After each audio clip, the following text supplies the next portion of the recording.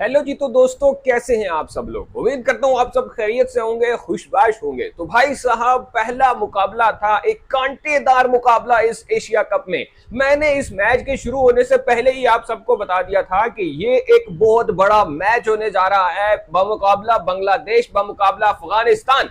मतलब एक ऐसा कांटेदार मैच होगा, क्योंकि डू एंड डाई सिचुएशन थी। दोनों टीमों की पोजीशंस दांव पर लगी हुई थी।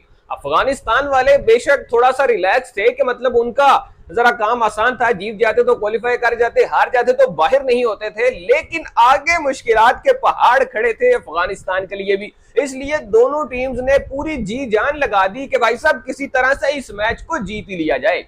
एक कमाल का थ्रिलर मैच हमें एशिया कप में बड़े लंबे टाइम के बाद देखने को मिला है, जो कि देख के यकीन करो 14 तवक रोशन हो गए। भाई साहब क्या कोई मैच खेला है बंगालियों ने, क्या कोई जबरदस्त किस्म की बैटिंग, बॉलिंग, फील्डिंग। भाई हर तरफ एफर्ट ही एफर्ट नजर आई है।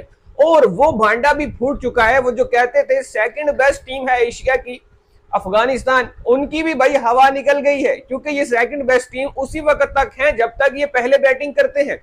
जैसे ही इनके ऊपर चेज करने की जिम्मेदारी पड़ती है, इनकी बैटिंग लड़खड़ा सी जाती है। और आज तक अफगानिस्तान की टीम फुल मेंबर जो टीम है, टेस्ट नेशन टीम है, उसके खिलाफ 150 से ऊपर रन चेज ही नहीं कर पाए। पता नहीं भाई इसके पीछे रीजन क्या है, लेकिन यही हालात हैं आपकी so called second best Asian team के।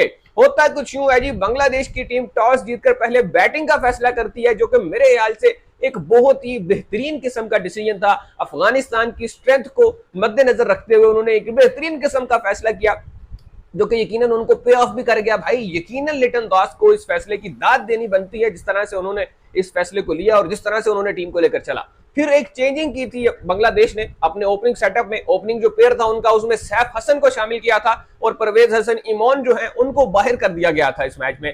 तो यहाँ पे एक बहुत बड़ा एज मिल गया बांग्लादेश को। परवेज हसन इमोन क्योंकि आउट ऑफ फॉर्म चल रहे थे, लास्ट गेम में भी दोनों ओपनर्स के जल्दी आउट हो जाने के बाद सारा का सारा प्रेशर उनके मिडिल ऑर्डर पे आ गया था।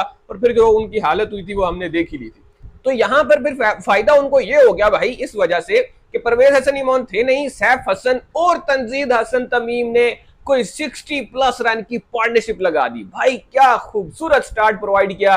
मेरे ख्याल में को 50-60 रन तो फर्स्ट 6 ओवर में ही हो चुके थे बांग्लादेश के, जो कि एक बहुत ही शानदार आगाज था। बांग्लादेश को जो चाहिए था वो चीज उनको प्रोवाइड कर दी गई। और तंजीद हसन तमीम ने तो 50 स्कोर की भाई, महज मेरे ख्याल में कोई 29 गेंदों के ऊपर बड़ी ही बेहतरीन किस्म की इनिंग उस बंदे ने खेली है। हालांकि बांग्लादेश एक टाइम पे जिस सिचुएशन में था, मुझे लग रहा था कि ये 170-180 तक तो आराम से कर जाएंगे। लेकिन एंड पे आके जिस तरह से अफगानिस्तान के स्पिनर्स ने कंटेन किया, बंगाली बल्लेबाज भी वहां से कुछ खास खेल नहीं पाए।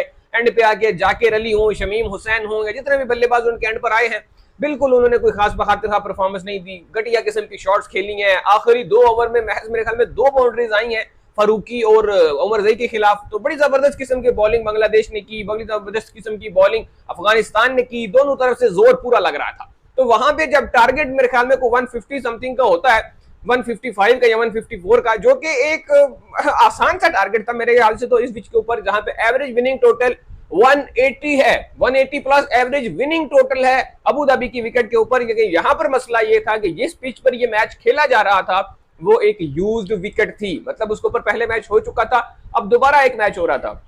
जवाब में अफगानिस्तान की टीम लड़खड़ा जाती है। वही होता है जिसका डर था, जिसका मैंने पहले ही बताया था कि अगर अफगानिस्तान के टॉप 3 बैटर्स जल्दी आउट हो जाते हैं, जल्दी विकेट्स ले ली जाती हैं, तो अफगानिस्तान के गुब्बारे से हवा निकल जाएगी। अफगानिस्तान फिर लंबे टाइम तक सरवाइव नहीं कर सकती जब उसके मेन बल्लेबाज ही आउट होकर पवेलियन लौट चुके हों। और फिर यही चीज हमें देखने को मिलती है। रहमानुल्लाह गुरबाज, इब्राहिम जदरान, सदीकुल अताल इनके गिरने के बाद अफगानिस्तान की टीम जो है वो बिल्कुल ही लड़खड़ा जाती है और टोटल तक पहुंचते पहुंचते ही उनकी भाई हालत टाइट हो जाती है। एक मोमेंट आता है जहां पे आई थिंक कोई 18 गेंद के ऊपर 31 रन चाहिए होते हैं, 10 का रिक्वायर्ड होता है, राशिद खान सामने होते हैं, एक लंबा फलक शिकाफ छक्का लगाते हैं और उम्मीदें रोशन हो जाती हैं अफगानिस्तान की कि शायद इस मैच को अब हम जीत सकते हैं।